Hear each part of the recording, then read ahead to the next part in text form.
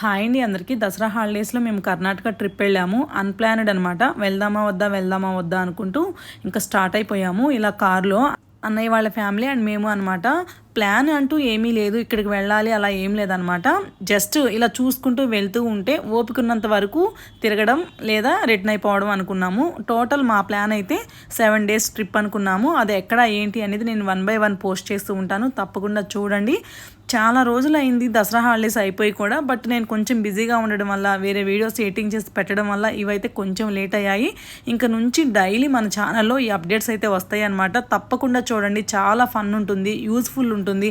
ఎవరైనా కర్ణాటక ట్రిప్ వెళ్ళాలనుకునే వాళ్ళకి కూడా చాలా బాగా యూజ్ అవుతుంది. మా ఎక్స్పీరియన్స్ ఏంటి, బై కార్ అయితే ఎలా ఉంది, ఇంకా ఇలాంటివన్నీ కూడా చెప్తానన్నమాట. ట్రిప్ అయితే చాలా వండర్ఫుల్గా జరిగింది.